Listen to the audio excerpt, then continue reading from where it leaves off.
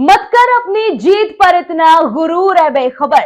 तेरी जीत से ज्यादा चर्चे तो मेरी हार के हैं। कुछ ऐसा ही हाल हुआ है कांग्रेस के साथ।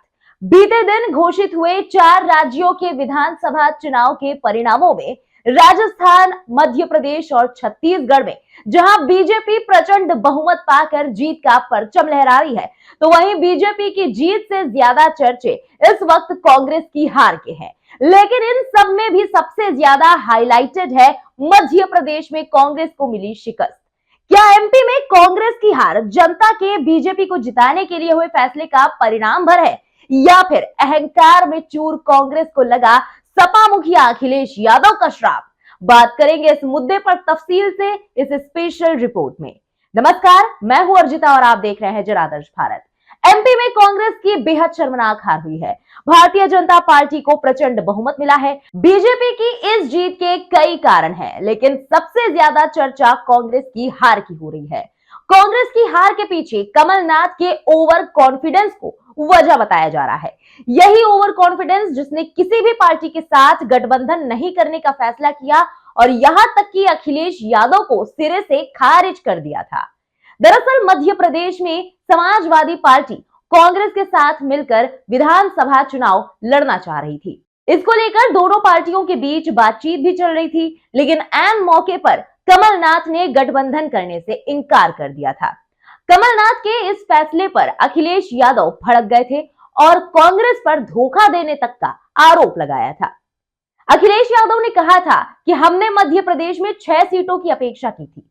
उम्मीद थी कि कम से कम 4 सीटें तो मिल ही जाती, लेकिन हद तो तब हो गई जब कांग्रेस पार्टी ने सपा की पसंदीदा सीट पर भी अपने उम्मीदवार उतार दिए।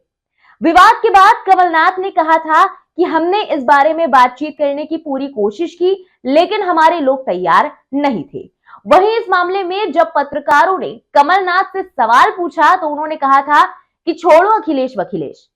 कमलनाथ के इसी बयान के बाद समाजवादी पार्टी ने मध्य प्रदेश में अपने 6 दर्जन से ज्यादा प्रत्याशियों को मैदान में उतार दिया था। सपा का पूरा फोकस बुंदेलखंड के इलाके में था और खुद अखिलेश यादव ने भी कई रैलियां की थी। इसके अलावा डिंपल यादव ने भी प्रचार की कमान संभाली थी। चुनाव के नतीजे भले ही सपा के फेवर में ना आए हों, लेकिन कांग्रेस को शर्मनाक हार झेलनी पड़ गई। उधर कांग्रेस नेता प्रमोद कृष्णन ने भी इस हाल की वजह सपा को बताया।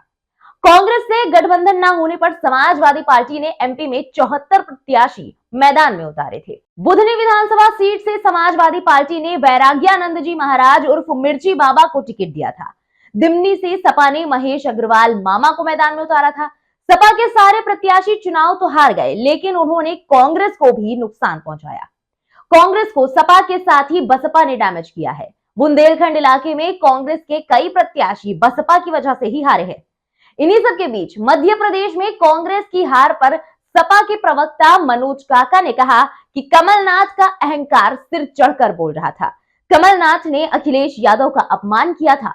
रामधारी सिंह दिनकर जी ने भी लिखा है कि जब नाच मनुज पर छाता है, पहले विवेक मर जाता है। कमलनाथ के अमर्यादित बयानों से कांग्रेस हारी है। कांग्रेस को समझना चाहिए कि जब जब दलितों, पिछड़ों और क्षेत्रीय दलों का अपमान होगा, तब तब कांग्रेस को मुंह की खानी पड़ेगी।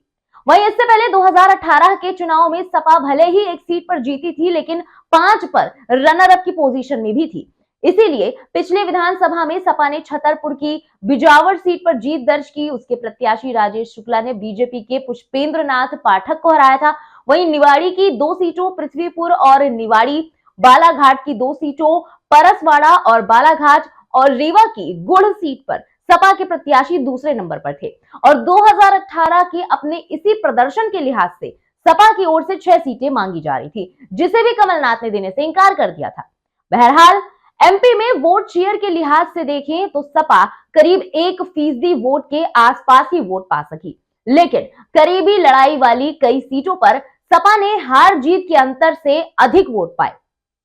बसपा और अन्य ने भी अच्छा वोट बैंक बनाया। माना जा रहा है कि सपा बसपा जैसी पार्टियों और अन्य के चुनाव मैदान में उतरने से विरोधी वोट का बिखराव हुआ और इसका सीधा लाभ सत्ताधारी बीजेपी को मिला। ऐसे में अब कांग्रेस की हार को सीधा सीधा उसके अहंकार में होने और समाजवादी पार्टी के प्रमुख की आलोचना करने का नतीजा बताया जा रहा है।